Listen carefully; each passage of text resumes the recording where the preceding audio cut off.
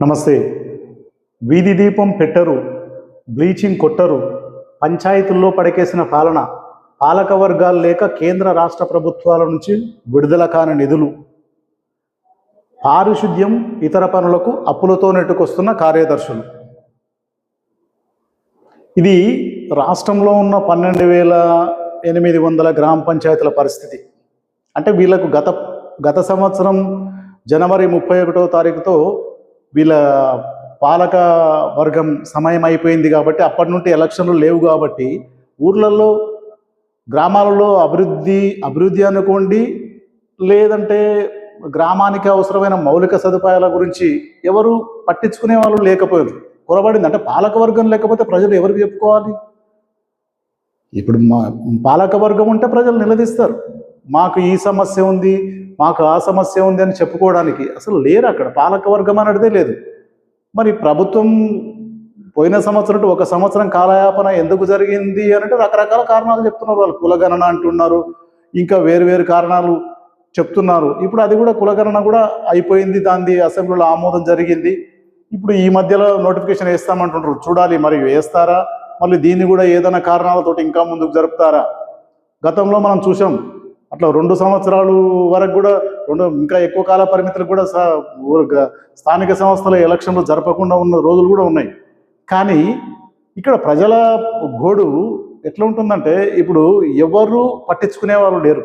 ప్రత్యేక కార్యదర్శులను నియమించారు. వాళ్లకు 4-5 గ్రామాల ఇన్ఛార్జ్ ఒక్కొక్కరికి.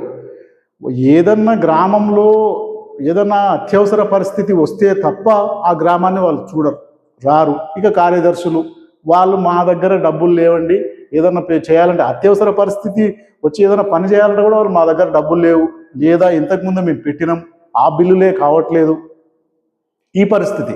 ఇంకోటి సాధారణంగా ప్రజలు కానీ రైతులు కానీ ప్రజాప్రతినిధుల దగ్గరికి మాత్రమే వెళ్తారండి. అధికారుల దగ్గరికి పోయి మాకు ఈ పని చేయండి ఆ పని చేయండి గ్రామంలో అడగరు వాళ్ళు. అదే మండల స్థాయిలో అడిగితే రెవెన్యూ డిపార్ట్మెంట్కి కానీ అగ్రికల్చర్ డిపార్ట్మెంట్కి కానీ పోయి అయ్యా మాకు ఈ పనులు చేయండి ఆ పనులు చేయండి అని వాళ్ళు అర్జీలు పెట్టుకుంటారు. కానీ గ్రామంలో మాత్రం సర్పంచ్ను, వార్డు మెంబర్లను, ఎంపీటీసీలను, జడ్పీటీసీలను మాత్రమే అడుగుతారు వీళ్ళు. మాకు ఈ పనులు కావాలని గ్రామ ప్రజలు అదే మొదటి నుండి అలవాటు పడ్డది. ఇప్పుడు వాళ్ళు లేనందుకు ఈ ప్రజలు ఎక్కడ ఎవరికి చెప్పుకోవాలని అర్థం కాని స్థితి. ప్రజలలో మామూలుగా వాళ్ళు ఏం మొహమాటలు ఏముండవు, అడిగేస్తూనే ఉంటారు వాళ్ళు. ఏమయ్యా సర్పంచు మాకు మురుగు వాసన వస్తుంది, డ్రైనేజ్ క్లీన్ చేపియావా, ఇంకా ఎన్ని రోజులు? మొహం మీద అడిగేస్తారండి. అలాగే ఎంపీటీసీలను కానీ వార్డు మెంబర్లను కానీ ఎక్కడ దొరికినా అక్కడ వాళ్ళకి ఏ మాత్రం అసౌకర్యం కనపడ్డా మొహం మీద అడిగేస్తారు వాళ్ళు. నీకు ఓట్లు వేసినాం కదా, నిన్ను గెలిపించుకున్నాం కదా, నువ్వు ఈ పని చేస్తున్నావా, నీళ్ళు వస్తలేవు, కరెంటు కరెక్ట్ లేదు, మరి రోడ్లు కరెక్ట్ లేవు, డ్రైనేజ్ కరెక్ట్ లేదు, ఇట్లా రకరకాల సమస్యలన్నీ ఆ పాలక వర్గం మీద వాళ్ళు డిమాండ్గా వాళ్ళు అడిగి పనులు చేయించుకుంటుంటారు. వీళ్ళు కూడా బాధ్యతాయుతంగా పాలక వర్గం ఉంటే బాధ్యతాయుతంగా గ్రామాన్ని మనకి ఏ సమస్య వచ్చినా అన్ని మనమే చూసుకోవాలి కదా అనే మనకు బాధ్యత అప్పచెప్పింది కదా పెద్ద ప్రజలు అని చెప్పేసి వీళ్ళు కూడా బాధ్యతాయుతంగానే ఉంటారు. ఇప్పుడు అక్కడ పరిస్థితి ఏంటంటే పాలక వర్గం లేనందుకు ఎక్కడి పనులు అక్కడ ఎవరిని అడగాలో ఏం చేయాలనో తెలియదు. ఇంకొకటి ప్రభుత్వం నుండి అంతే పథకాలు కూడా వాళ్ళకి కొంతమందికి నిరక్షరాస్యులు ఉంటారు. వాళ్ళకి ఏం చేయాలి, అప్లికేషన్ నింపడానికి రాదు, ఏం చేయడానికి రాదు. అలాంటప్పుడు ఏంటంటే ఎవరికి వాళ్ళు ఓటేసిన పాలక వర్గాన్ని పోయి అయ్యా నీవు నాకు ఈ పని చేసి పెట్టు, నేను నీకు ఓటేసినా కదా, నేను గెలిపించుకున్నా కదా అని వాళ్ళ ద్వారా వాళ్ళకు ప్రభుత్వం నుండి వచ్చే పథకాలు కానీ లేదా ఆరోగ్యశ్రీ లాంటి పథకాలు కానీ కుటుంబంలో ఎవరికైనా సుస్తైనప్పుడు మాత్రం ఇలాంటివన్నీ అడుగుతారు. ఇప్పుడు పాలక వర్గం లేనప్పుడు గ్రామాల్లో ఈ మామూలు పరిస్థితిగా ఉండదు, చాలా ఇబ్బందికరమైన పరిస్థితి ఉంటుంది. మరి దీన్ని వెంటనే ఇచ్చేయాలి. మరి ఇప్పటికైనా చేస్తుందా లేకుంటే మళ్ళీ ఇంకా ముందుకు జరుపుతుందా అన్నట్టు కూడా కొంచెం ఆందోళనగానే ఉంది.